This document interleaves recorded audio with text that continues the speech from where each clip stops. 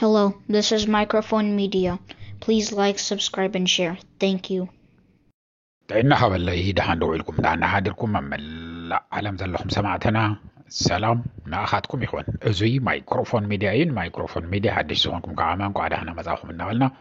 ناي كل شعب مزتي ناي زويت سبنا أكال كوينكم كتقصلوا سبسكرايب زي قواركم سبسكرايب قبروا لايكن شيرن نجيركم نخجو مروون بخبرنا حتىكم سمعتنا بارك السمعتي لازوون نجيتاتشو ببمعالتو زقر رمز سدمم على محتاتن ملختاتن إذا تحالف زلو لو عم سفح زوال على محتات هو حدش زواس ارتيكل له نصفنا وخاتكم كنبرينا شعب مجار شامسانا صنيخم سمعوه خالد كله نخو سمعو خامة لايك غيركم وزو سمعتي تم صلاتنا ليتن كاتر نسرح له زلو كمزي نسن ساتانا نعوريو مخعامة بانداتات ببيليونات كرشي بيليونات يزفل زلو كرشي بدولار تخوينو مليونات كرشي مديبو እዩ ትግራይ ንመጥፋእ ዝሰርሕ ዘሎ ምክንያቱም ናብ ትግራይ ጦር ሒዙ መጽኡ ክዋገአሉ ዝኽእል ምንም ሰራዊት ከም ዘይብሉ ይፈልጦ እዩ እንኳን ህዚ ምስ ኦሮሞ ተጻሊኡ ምስ አምሓራ ተጻሊኡ ክሓልፍ በአቶም ገይሩ ዘይኽእለሉ ናቱ መጥፋእ ዝደልዩ ኣብ መንገዲ ጸኒሖም ብድባይ ዘቃጽልዎን ዘጥፍኡዎን ሰራዊት እናሃለው ቆጽርካ ሰፊርካ ዘይውድኡ ናይ አምሓራ ፋኖታትም ናይ ኦሮሞም እናሃለው እቱ ቅድሚ ህዚ ዝነበረ እንኳን تشعت شح ويقعم تحت تشعت شح بتعم قليل أصور زحازو فليات حيلنا يتقرأي إنها اللو كشن فيك أعلن كلنا إرتراز اللو كفلات السراويتات آتيو كلنا يونايتد عرب إمريتس زلو درونات مسئين ناي تشاينا ناي تركي ناي سومالي خلتشح لعلا خلتشح سراويت آتيوم ون كسرحك علن ملو إثيوبيا نتحاورون هالو تشعون السخيرو من هالو زي الشاقرنا أيو جقنانا أيو توقي أيو سراوتنا عامة زي من تا ينكئلنا زبل نعبي أحمد حماق عند حرتزاربكا انكوان كالي أبدي سابا شعون يرأيه عما كنانا برايم منستر الدكتور عبي أحمد زبل اندحر هذا غلت سلست ستيكر زي لطيفكا أي تدقفني خاتبيلكا ترافيك تطوبيل زحطو اللي زي نيرو شعون كشنف يكالن عبي أحمد هزب زشنفو له ملا بتاع صبو زغونه مغار ترغيبو له نس نساتو مباليخا نس نساتو مصاليخا إيخا تليون نتصبي بيو بزهز غزي جن انتليون نمدخا من تግራይ نس نساتو كتبالو عمل لك خبدامات النوخا سكارامات النيو مچم كاو كله ጉርዲ ይስአንን ሞ ጉርዲ ነው ሃየም በገንዘብ ከተዓስቦ ምትخእል ነው እዮም ቁጥሮም ውሕዳት ዘይባሃሉ አፈም አግፊሖም ዝዛረቡ ተፈላጥነት ዝረኸቡ ብትውድብ ናይ ሕዋሕት ነው ሞንሳቶም ክትቀመሎም ትخእል ይኻይሎም ዝመኸሩዎ ዓበይቲ ሰባት ረኺቡ ክኸውን ኣለዎ እየ ዝብል አብይ አሕመድ ህዝን ጌታቸው ረዳ መቸም ኣብ አዲስ አበባ ኮይኑ ዝተዛረቦ ተስታውስዎ ይኹም كل نجار تزاري بزي حابون قد فلو نجار يلن هذا ناي زل على ناي TDF عزازي جنرال ويك عم تجدا لاين ولو زبلني كابدي سوا زل النبرت أيكون نزح حسبنا نحنا بدم بي زرحنا له نجار نتلي زحقو سنة بتعمل زحقو سنة كم سراوي تنتليو نجيتاچو ردا مشتر ناي سراويتنا زي من قارنا عيو كله زفلت انت زغون ጌታቸው ረዳ هذه ትግራይ ትባሃለ መሐለወትን كله ይዛረብ ዘሎ ዘይ ይዛረቦ ነገር የለን ጭራሽ ዝኽእሎ ነገር ግብር ይልኮ በግልጽ ተዛሪቡ እዩ ትግራይ ዚያቶም ከይመርሕዋ ወይ ከዓመ ተረጋጊያ ትግራይ ንኸይትነብር ዝኽእሎ ክሰርሕ ይሉ ባዕሉ ተዛሪቡ እዩ ቅድሚ ምህዳሙ ከመቀለ ስለዚህ ጌታቸው ረዳ زيل بعراي ولدن ناولون زنافسلو بزحات السمارين نيو نايلهم غلط عمد تسأل فوتوغرافات توزيع أمريكا مسيون كم حدش جيرم يوصو ولو هزجن حدش انترفيو تجاورو ارتيكل وصل لسمعته بزح زي تزربلو هذه عبد باي كيدن هالو كعبد باي انت وصنتلو نايلم مي حمش شدش تمعلتي نايلم حمش تمعلتي زي تجاور عالم حتتيو هذا وصل له عبد باي نهالو ذا فوتوغراف زيا عبد باي تسئلوا افتقال حتى تجاورلو مالتي ስለዚህ ኣብኡ እንተሎ እንታይ እዮም ዝብሉ ዝሓትዎ ዘሎ ብዙሕ ነገር ሓይተሞ እዮም ግን ጌታቸው ረዳ ዘይሓቦ ሓንቲት ነገር ስኒ ፌደራል መንግስቲ ሓንቲት ነገር ኣይወቀሰን ኩሉ ጥፋኣት ናይና እዩ ዝብሎ ዘሎ ኩሉ ጥፋኣትና ተማዛበልቲ ዘይተመለሱ ናይና ጥፋኣት እዩ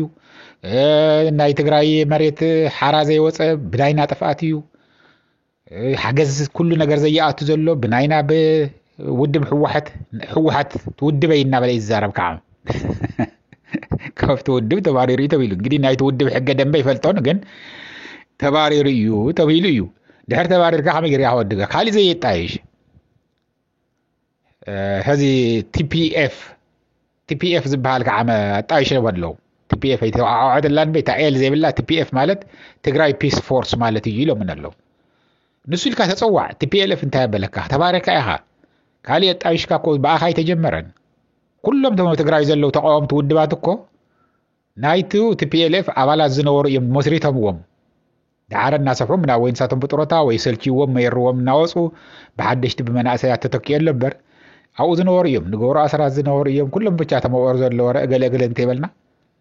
ንዓረና ካብ ዓረና ዳኹን ተፈንጭሎም ከዓምዚኣቶም ወፅዮም ዝነው ስለዚ ናይ ባዕልኻ ዘይተውፅእ እዩ እናቱ ጌታቸው ረዳ ዝብሎ ዘሎ ሰማዕተይ ሓደ ብጣዕሚ ዘገረመኒ ትዘገረም ዝብለኩም ዘለኹ ህዝቡን ስልጣን በኢደ እዩ ንሄ ዝብል ዘሎ ፕሬዚደንት ማዓዚኻ ካብ ስልጣን ከተባረር ምብራርካ ዝፈለጥካዮ ዝኣመንካሉ ወይ ዝረጋገጽካሉ ማዓዚ ኢሎም ዋየ ወፃኹን ህዝቡን ማህተም በኢደ እዩ ዝንሄ ብርሑቅ ኮይነውን ይከታተል እየ ዘለኹ ኣብዚ ኮይነውን ይውስን የተሓላልፍ እየ ዘለኹ ኣለኹ እየ ዝብል ማህተም ሒዙ ይዘውረሎ ማዲ ማህተም ሒዙውን ይኸይዱ ማለት እዩ ጅቡእ ብጣዕሚ ዝገርም ዘስደምም ይሰማዕት እና ግን ዋና ሓተትኡ እዚ ኩሉ ዝይበለ እዚ ከምዚ ወፀ ገለመለ ኢልካ ምዝራብ ትፈልጥ ግዜ ናታትኩም ምብኻን እዩ ዝኸውን እንታይ ዝብል ዘለ ግን ጾሙኢካ ኣሲርካ ኸይድኩም ክተንብቦ ትኽእሉ ኢኹም ኣርቲክል ይበልኩም እነሆ ተደራሽው እንየልኩም እንግሊዝኛ ናትኽእሉ ማለት እዩ ግን ጾሙኢካ ተውፀእ እንተለኻ እንታይ ዝብል ዘሎ ጥፍኣት ኩሉ ናይና እዩ ሰራዊት ኣብ ትግራይ ዘሎ ክብተን ነይርዎ እቲ ኣኼባ ተገይሩና ሃለዎ ኣብ ዘየእትዎ ኣትዩ ይድፈትፊት እዩ ኩሉ ነገር ዝብሎ ዘሎ ጥፍኣት ናይና እዩ በቃ ዋላ እቲ ጀኖሳይድ እውን ተዝሓተ ነይሩ ጀኖሳይድ እኮ በዓልቲ ናይና ፈፂምና የፍቲ ህዝብና መባሎ ኣይምገደፈን ኢለ እየ ዝኣምን ኣነ እውነት ንምዝራብ ሕዚ ከምቲ ዝሪኦ ዘለኹ ጌታቸው ኖ ንሽቲ ተደፈራውን ናይና ተጋደልቲ እዮም ደፊሮምዎን እቶም ዝተቆተሉ እውን ንሕና ኣይና ቀቲልናዮም እቶም ዝኹለይ ግፍዕን መከራን ዝበፅሖም እውን ንሕና ኣይና ጌርና ምንም ናይ ፌደራል መንግስቲ ዝገበሮ ነገር የለን እንተበለ ኣየገርመን ድሕሪ ህዚ ጌታቸው ረዳ ከምኡ እንተበለ ምንም ኣየገርመን ምክንያቱም ዘይዛረቦ ነገር የለን እቶም ጸላእትና ዝዛረቡለን ቃላት እናተጠቀመ ይዛረበሎ ምዕራብ ትግራይ ንሰሊጥ እዮም ዝደልይዎ እምበር ነቲ ህዝበይ ግድ የብሎምን ኩሎም ንሃብታሙ ኣያሌው እንታይ እዮም ዝብሉ ነይሮም ኢቴስር 16 ይኹን ሁሉት ብቻቱ ናይ ኢሳትም ዝነበሩ ተፈናጫጭሎም ዘለው እንታይ እዮም ዝብሉ ነይሮም ንሰሊጥ ንልሙዕ መሬት ኢሎም እዮም ዓደም ኣይኮነን ወሪሮም ወዝነው ንሰሊጥ ኢሎም እዮም ጥቕሚ ስለ ዘለዎ እዩ እናበሉ እዮም ዛረቡ ንሱ ከዓ ከም ኣይሉ ይደግማሉ ዘይደግሞ ነገር ብቻ የለን ጌታቸው እዚ ኣብ ዱባይ እናሃለወ ኣብ ቡና ቤት እያ ከም ትሪእዋ ዘለኹም መብራህታን ገለመላኣን ኣሎ ባክግራውንድ ታስእሊ ትቆኢለ ፅብብ ኣቢለያ እምበር ጨቢሱ እዩ እኒኦ ብጣዕሚ ዝገርም ዘስደምም እዩ ጌታቸው ኣነ ድሕሪ ህዚ እውነት ንምዝራብ ጥፍኣት ናቱ ገይረ ይወስዶን ጥፍኣት ናይ ውድብ ሕወሓት እዩ ከምዚ ውሽጠ ምሽጥሩ እናፈለጥኩምዎ መቋፀሪ ዘይብሉ ሰብ ምዃኑ እናረእኹምዎ ወይ ከዓ ኣምተ ዘይርኢኹምዎ ከመይ ጌርኩም ናብ ላዕሊ ናብ ምክትል ኣቦ ወንበር ናብ ናይ ግዜያዊ ምምሕዳር ፕሬዚደንት ኣውፂኻ ምስቃል ማለት ከምዚ ዝመሰለ ሰብ ተርእቶ ሰሚዑ ይፈልጥን እውነት ንምዝራብ ብገንዘብ ተዓዲካ ንህዝብኻ ምሻጥ ፅባሕ ንግሆ ትሪእዎ ኣለኹም እንታይ መሲሉን እኒኦ 50 ዓመት ዝመልኦ ይመስለኒ ጌታቸው ተዘጋግየ ግን እንታይ ይመስል ወዲ 70 ዓመት ይመስል ኣይጠቕሞን ዘሎ ዝሰርሖ ዘሎ ዝበልዖ ዘሎ ዝሰትዮ ዘሎ ንባዕሉ እውን ኣይጠቕሞን ግን ኣነ እንተሞይተስ ደንዴረይ ትብቀል ኢላ ኣድጊ ይብል ወለድና ከምኡ ግዲ ኢሉ ሓሲቡ ኩሉ ዝዛረቦ ዘሎ ብጣዕሚ ዘገርም ዘስደምም እዩ ሰማዕተይ ግን እንግሊዝኛ ንትፈልጡ ያው ሓድሽ ነገር ብዙሕ ዘይትረኽብሉ ትኽእሉ ደጋጊሙ ዝበለ እዩ ግን